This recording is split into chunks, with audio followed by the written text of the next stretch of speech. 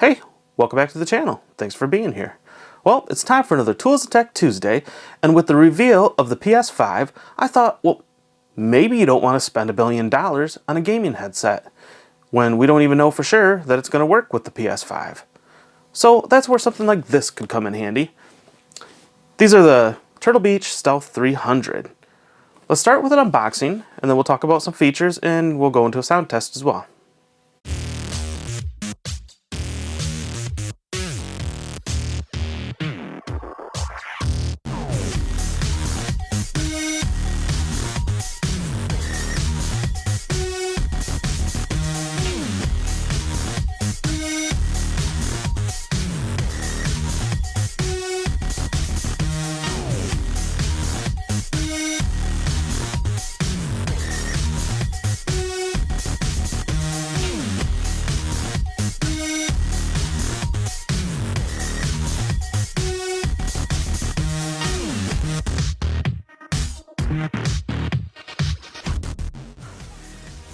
Alright, let's start with the features on this thing.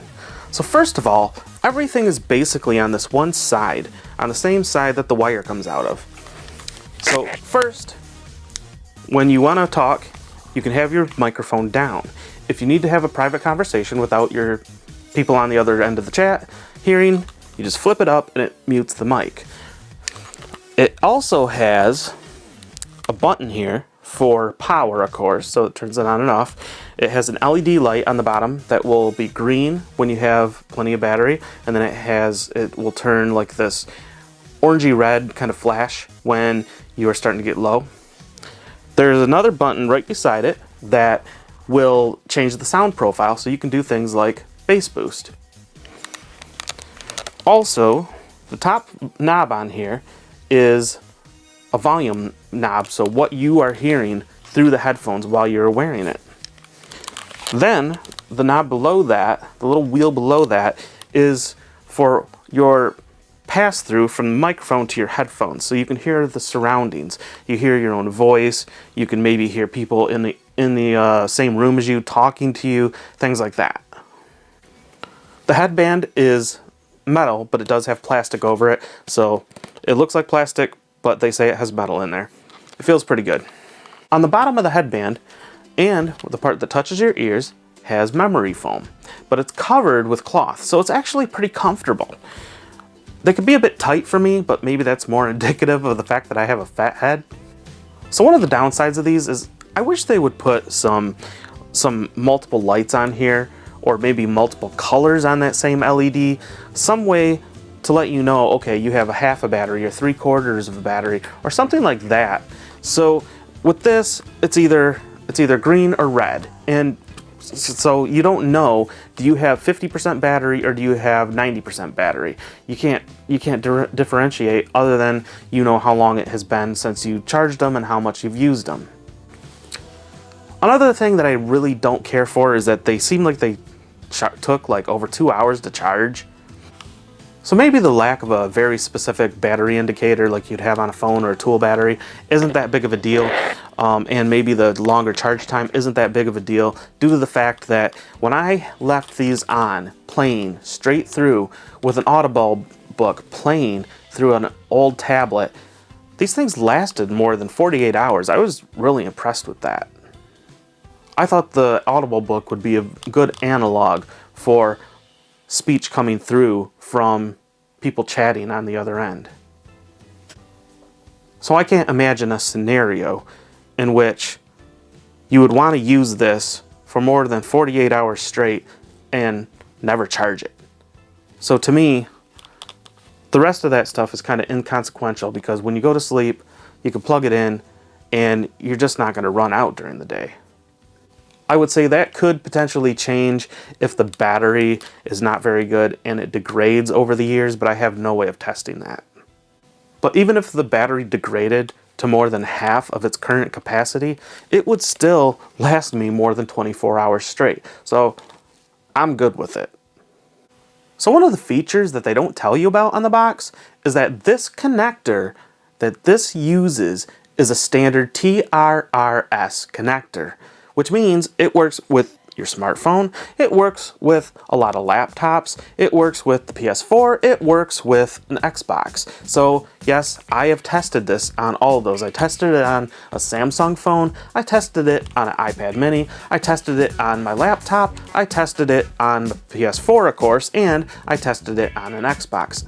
And everything, the microphone and the headphone parts that you're listening to, the speakers, all work on all those platforms. That means unless the PS5 and the Xbox Series X stray away from the TRRS connector, which has been standard for a while now, these are going to be completely compatible with those systems. One potential downside for these is that some people might not want to wire, but really, it's plugging into your controller anyway in a lot of cases. And the other thing that it does is it gives you the ability to plug in directly into a capture card. If you want to do some streaming, you can capture your audio straight from these and get good quality. Also, if you need extra length to get away from that capture card or from your controller for whatever reason, you can buy one of these. This is a TRRS extension cable. So this has the male end, this has the female end, and this end plugs into whatever device you're plugging into, your controller or your capture card, and your headphones plug into here. This particular one is a braided cable. It's 6 feet, gives you an extra 6 feet of cable, but you can get longer ones as well. I think this was like $9 on Amazon.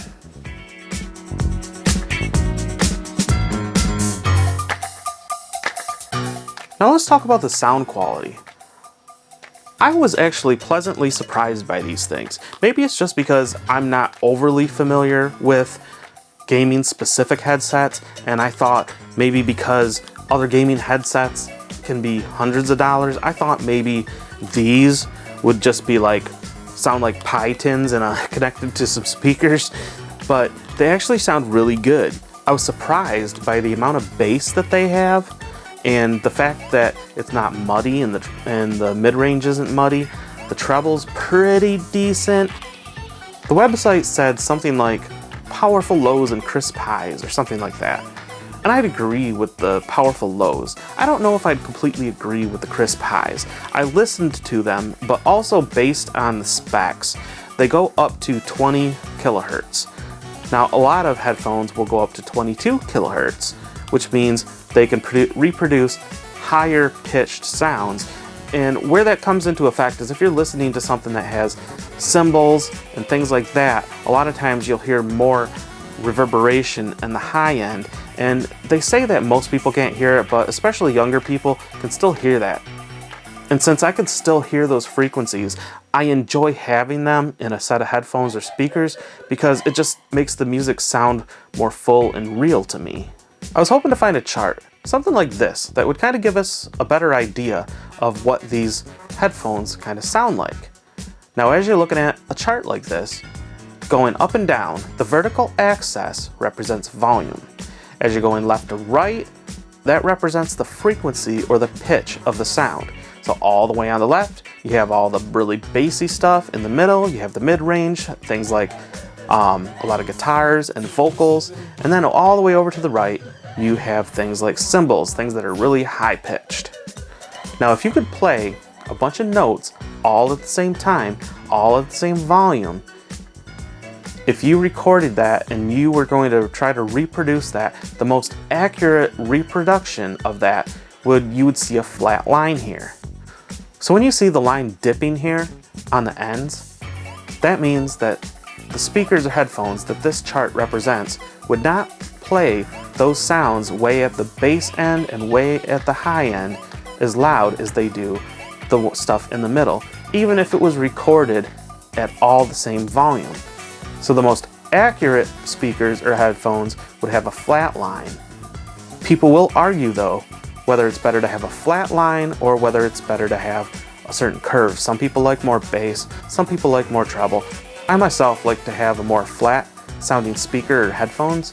That way I can set the EQ myself and I'm not having the speaker or headphones coloring the sound.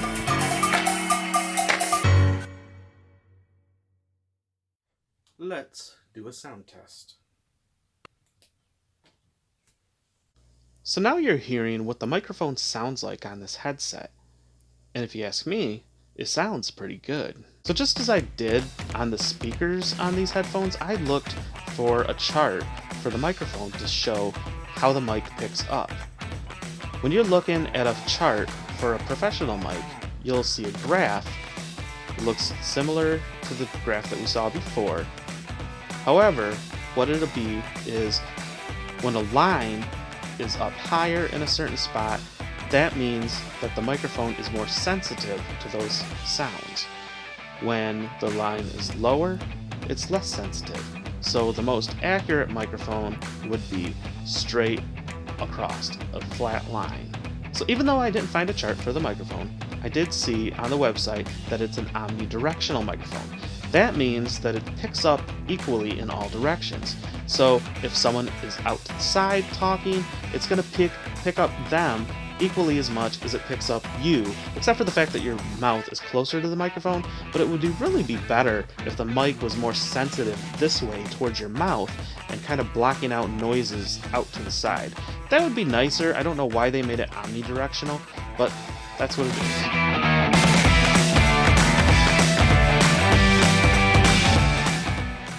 So lastly, for the microphone, I thought it might be useful to show you what the mic sounds like if you have air conditioning or a fan blowing right on the microphone. So right now you're hearing it without any wind coming out. The fan is completely off. Alright, let's turn it on. So let's pretend that my monitor is over here. This is what it sounds like with the fan on high blowing at the side of my face. Now pretending that my monitor is over here and we're gaming, if the fan is on this side of you, this is what it would sound like. I'm guessing that my face is probably blocking a lot of the wind noise.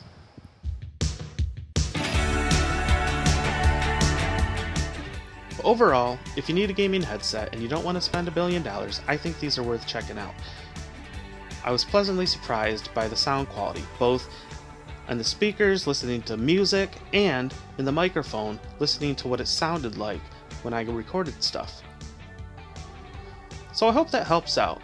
Thanks so much for stopping by and watching the video. See you next time. But I gotta do take 2, starting from the beginning, because I goofed up and left the air conditioner on. Boy, oh boy. Oh, thanks for being here. Well, it's time for another Tools and Tech Tuesday. And today, I thought with the review... know about the... It's creaking. And since I can still hear those freaking... and down, the vertical...